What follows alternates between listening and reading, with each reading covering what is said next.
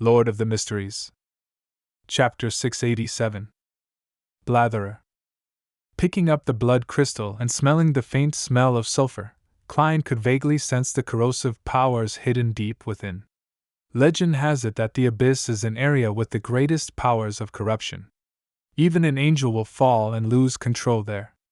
The people guarding the abyss will eventually be assimilated by the abyss. The characteristic shown by the Desire Apostle does match this point. Deepening the assimilation of a Desire Apostle? Klein allowed his thoughts to wander. Soon, he noticed a detail. Curtius had declared loyalty to the Death Announcer, and not to King of Immortality Agalito. Does this mean that the real King of Immortality is the Death Announcer?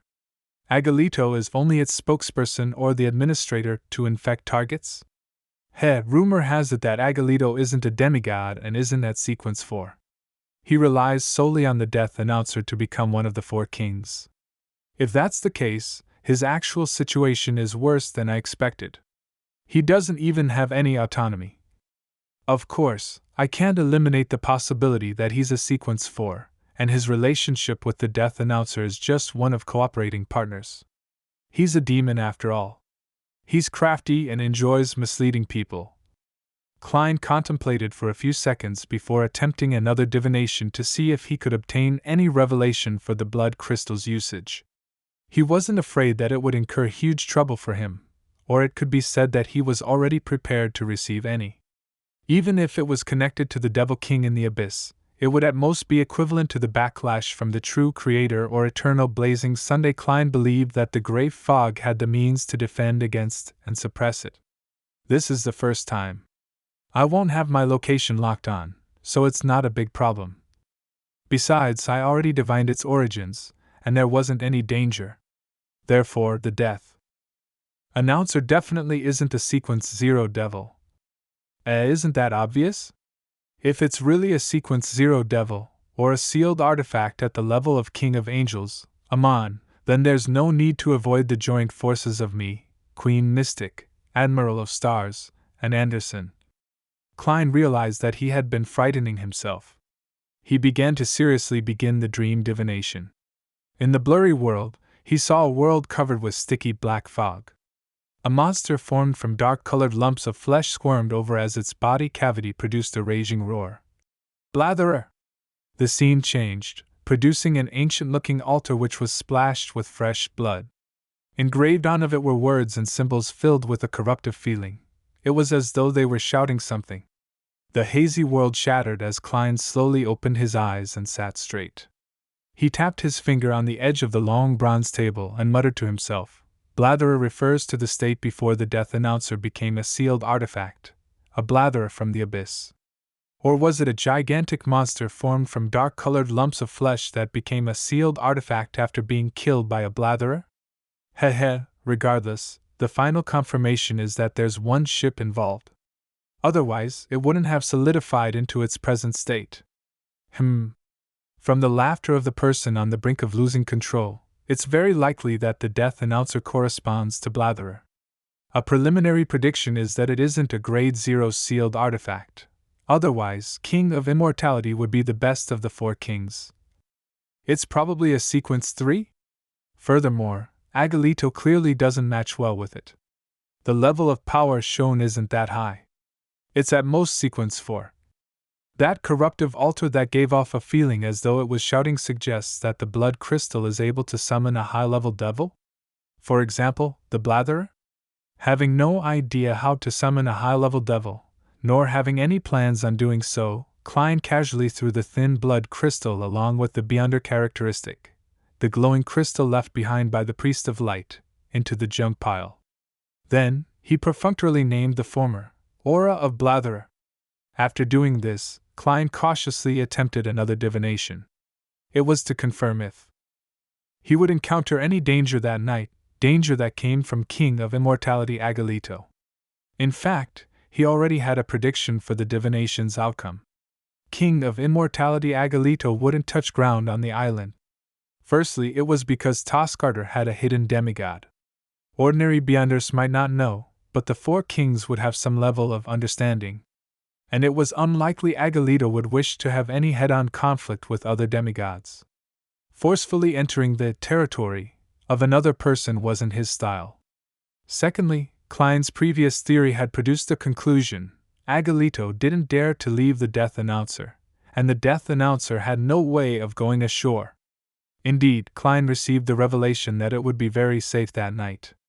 This meant that he didn't need to change his appearance and move to another hotel. Around 9 in the morning of the next day, Klein saw Anderson Hood appear the moment he walked into the restaurant on the first floor and found a seat. Anderson immediately sat opposite him. This strongest hunter used his fingers to comb his short blonde hair, making it part 70-30.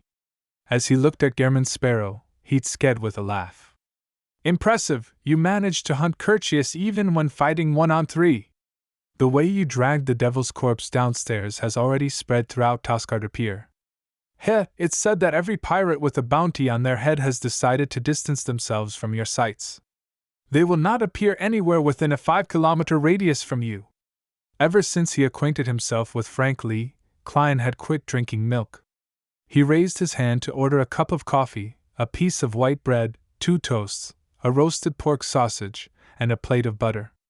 Then, he replied in an extremely calm manner, "Your ability at gathering intel is pretty good." Anderson chuckled. "This is necessary for a hunter. The Toscarder adventurers are discussing a serious question as to who is the strongest hunter." When Anderson saw Gehrman Sparrow look up with a cold and ambiguous gaze, his smile froze. "They've all chosen you. Haha, after all, this is the Sonia Sea, and not the Fog Sea. Why did you need to add that second sentence?" "It's just asking for a beating," Klein casually asked, as though being indifferent. "Anything else?" Anderson suddenly felt his comprehension skills were impeded. "Any other intel?" Klein repeated himself with more details. "There is." Anderson suddenly signaled with his eyes. "Malsona from the Lone New Party has mysteriously disappeared last night. He mysteriously disappeared in his own room while being protected by countless guards. The official explanation is that Malsona has already died. The reason was that he possibly consecrated an evil god or summoned a devil. No one believes that. It's because the Church of Storms has received an anonymous letter that has detailed records of Malsona's crimes, as well as evidence."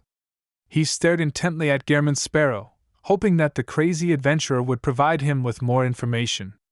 He clearly remembered that Gehrman Sparrow had just asked him who deserved to be killed yesterday afternoon. And his answer was Malsona from the Lone New Party. Klein tersely responded without saying anything more. At this moment, a figure rushed into the hotel.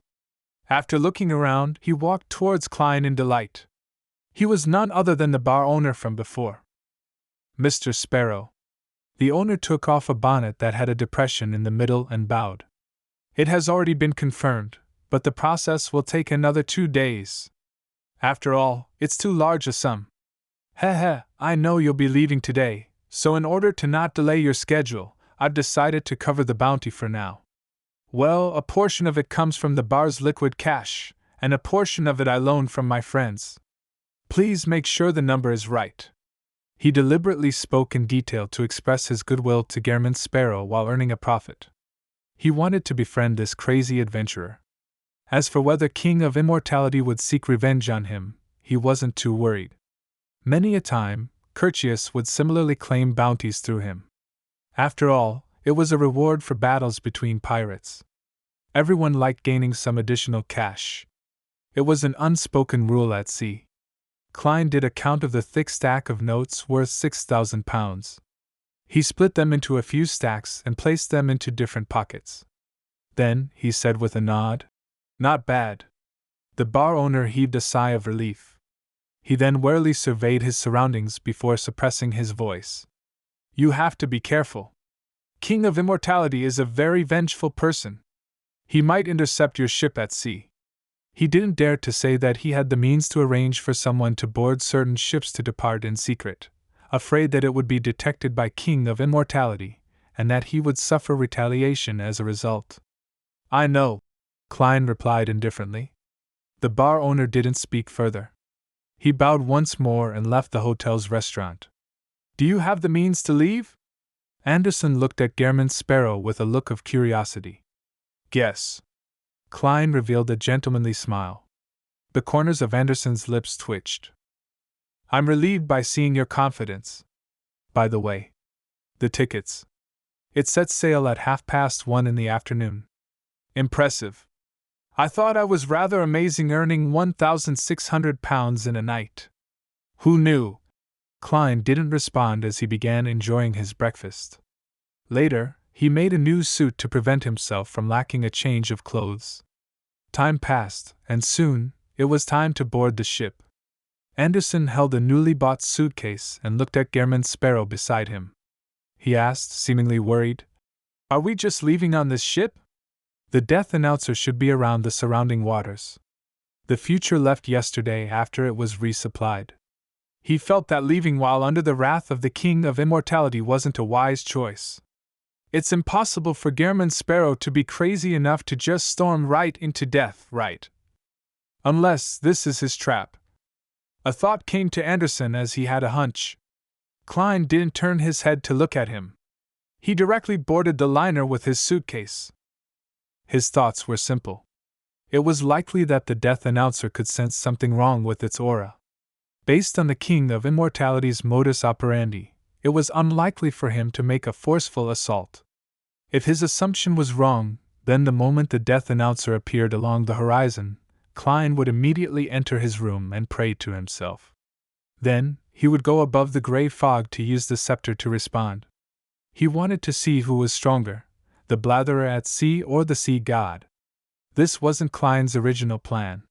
He had planned on using the sea god's scepter's ability to command sea creatures to find an underwater carriage for himself. Then, under layers of protection from his charms, he would pull Anderson out into the waters and escape the range of the death announcer's blockade before secretly boarding a liner he had tickets to.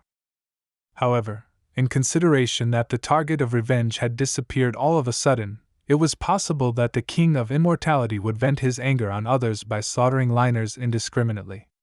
After all, pirates didn't abide by the law, nor did they come with any proper morals.